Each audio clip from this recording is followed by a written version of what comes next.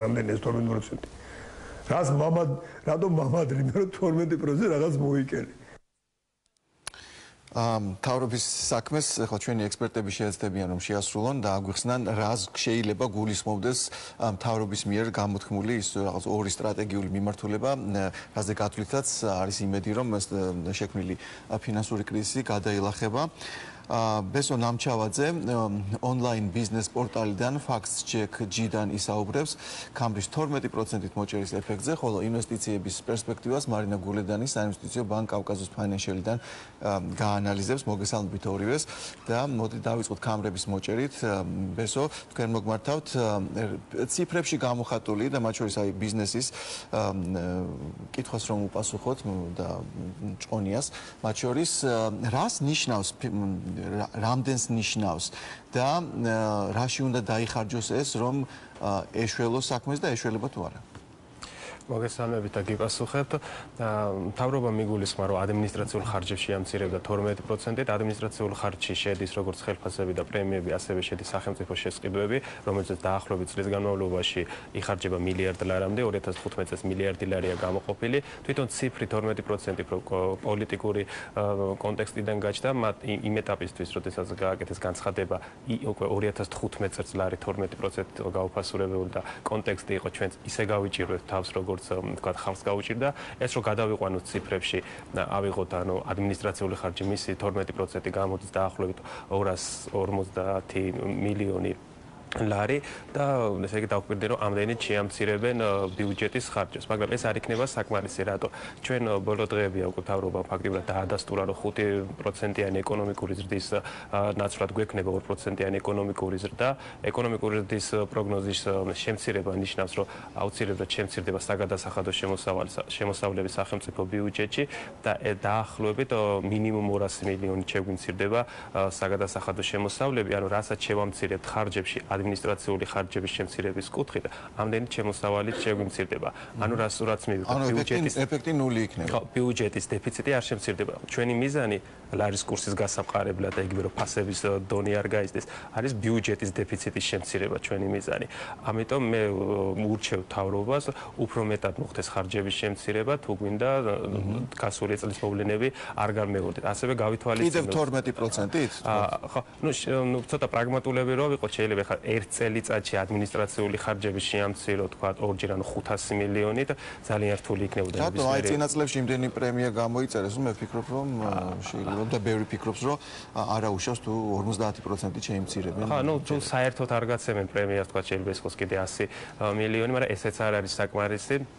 ჩემი აზრით ხარჯები უნდა შემცირდეს იმ დოზით, რომ შევძლოთ დეფიციტის შემცირება. ანუ კიდევ უფრო დავაკონკრეტოთ, უნდა შევამციროთ საშინაო ვალის აღება. საგარეო ვალის აღება არ უნდა შევამციროთ, იმიტომ რომ ეს ინფრასტრუქტურულ პროექტებზე მიბული თანხაა, უცხოურ ვალუტაში შემოდის ეს თანხა და დღეს ძალიან გვჭირდება უცხოური ვალუტა, მაგრამ სწორედ საშინაო ვალის აღება ფულის ის ნაკადი, რომელიც ჭარბლარს ქმნის მიმოქცევაში და შემდეგ ფასებზე წაისახება და ვალუტის კურსზეც.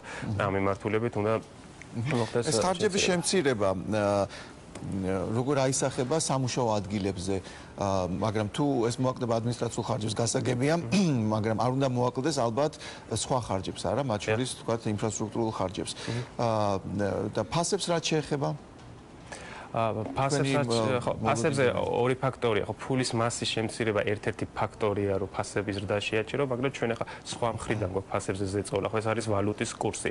ამ შემთხვევაში გვიმართლებს იმაში, რომ ფულის მასის შემცირება ერთნაირად დადებითად მოქმედებს ვალუტის კურსის გამყარებაზე და ფასების დონის დაჭერაზეც, ამიტომ მე მივესალმები ამ ნაბიჯს, სწორია, გადასადგმელია. კარგი იქნებოდა, რომ 2014 წლის ბიუჯეტი ნაკლები ყოფილიყო, კარგი იქნებოდა ეს ბიუჯეტი, რომელიც სულ რაღაც 2 თვის წინ მივიღეთ თავიდანვე ესე ყოფილიყო დაგეგმილი და მე და სხვა ეკონომისტებიც ამბობდნენ რომ შეუძლებელია 5%-იანი ეკონომიკური ზრდა ვქონოდა, თუნდაც იმ ფაქტორიდან გამომდინარე, რასაც თვითონ მთავრობა აპელირებს, რომ რეგიონშია სიტუაცია გაუარესებული, 2 თვის წინაც ვიცოდით, რომ რეგიონში სიტუაცია გაუარესებულია და უნდა მიგვიღო უფრო რეალისტური ბიუჯეტი.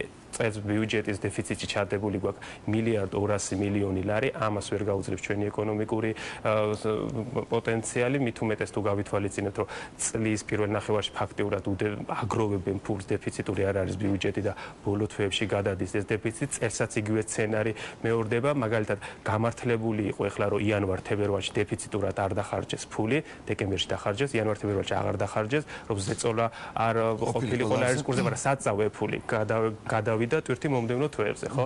მოუწევს ისევ ოქტომბერ, ნოემბერ, დეკემბერში თუ არ შეამცირებენ უკვე ბიუჯეტის ცვლილებით ბიუჯეტის დეფიციტს და პოლიტიკური წინ გაუხედავობაც არის ჩემი აზრით დაეგეგმათ ეხლა ბიუჯეტი თქვა 2-3%-იან ეკონომიკურ ზრდაზე და თუ უკეთესად წავიდოდა საქმე და თქვა გავიდოდა 5-6 თვე და სიტუაცია იქნებოდა რომ 3 კი არა 5-6% გვაქვს ეკონომიკური ზრდა, მაგას რაჯობია შევიდოდნენ პოზიტიური ნაბიჯით პარლამენტში და გაზრდიდნენ ბიუჯეტს, რაც 2007 წელს 3-ჯერ გაზარდეს ბიუჯეტი, მილიარდი ლარით გაზარდეს საბოლოო და ეს პლუსში ეწერებოდა. თქვენი აზრით რა არის პრობლემათა პრობლემა, იმიტომ რომ აი 2%-იანი ზრდა ეკონომიკის ჩვენ მქონდა 2008 წელს, როდესაც იბომბების კდებოდა თბილისთან ახლოს და ტანკები იდგნენ და ეხლა გვაქვს ჩვენ 2%-იანი ზრდა. რაში ხედავთ თქვენ აი მიზეზთა მიზეზს? აი ეს ყველაფერი თქვენ რაც ისაუბრეთ რომ არის თანაბარი ხარჯვა და რაღაცა ეს არის უკვე დეტალები ვთქვათ, მაგრამ აი სათავეს რაში ხედავთ? ხო, თავარი ეკონომიკურ ზრდაზე ბუნებრივია ინვესტიციებია, შიდა ინვესტიციები იქნება თუ გარე ინვესტიციები, ალბათ თქვენი ჩვენ მომდევნო სტუმარიც ისაუბრეს უბრალოდ ამ თემაზე. ეს არის გზა ნებისმიერი განვითარებადი ღარიბის ქვეყნისთვის, მაღალი ეკონომიკური ზრდის ტემპის მიღწევის გზა არის უცხოური ინვესტიციების მოზიდვა. რატო? ჩვენ ღარიბი ქვეყანა ვართ, ხალხი ვერ აკეთებს იმდენ დანაზოგს, რომ ინვესტირება მოახდინოს, ადამიანები ხელფასი და ხელფასამდე მოთხოვენ, მას ცხოვრობენ, მათ ჩვენ ვერ მოვთხოვთ რა ინვესტორება და ბიზნესმენებად გადაიქცნენ ორ დღეში, უნდა მოვიზიდოთ უცხოელების მიერ დაზოგილი ფული.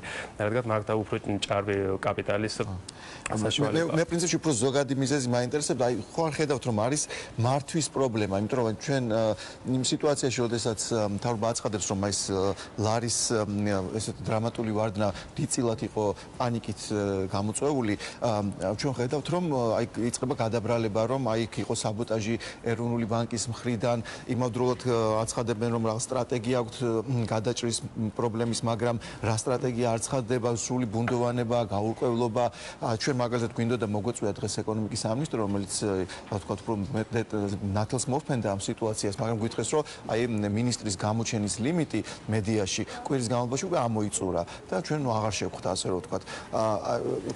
ამ სიტუაციაში ლიმიტირებული კომუნიკაცია ბიზნესთან, ადამიანებთან, ხალხთან ეს არ და იგივე ვთქვათ რაღაც კონფლიქტური სიტუაციების თავად შექმნა, მაშინ როცა ამბობ რომ პანიკა იწვევს და აზიანებს სიტუაციას, თქვენ რაზე მიგითითებთ, რა სწორი მენეჯმენტი ხდება მთლიანობაში, მთავრობაში?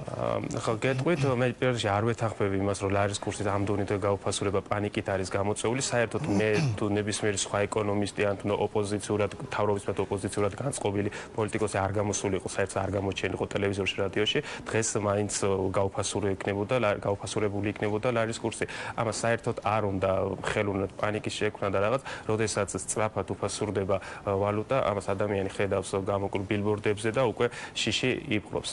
და აქამდე უფრო კარგი განცხადებები იყო, რომ კოორდინებულად მუშაობთ, თუმცა პრაქტიკაში მე ვერ ვატყობდი ამ კოორდინირებას, მაგრამ კოორდინირებულად მუშაობ.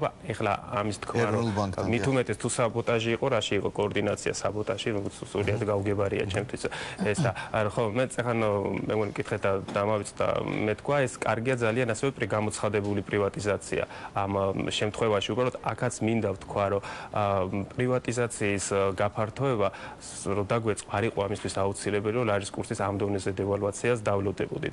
ეს ნაბიჯი სწორი იქნებოდა 2013 წელს, 14 წელს და უძრავი ქონების გაყიდვა. ხო, უფრო ადრე რო დაგვეწყო, თქო, ნოემბერი, დეკემბერი, იანვარი. მაშინ მთავრობა მუდმივად აცხადებს, რომ არც ლარი გაუფასურდება, არც ბიუჯეტი გაირღვევა, არაფერი არ მოხდება, ყველაფერი კარგად იქნება, არ აღიარებდა პრობლემებს და მაშინ შესაბამისად არც დაიწყებდა.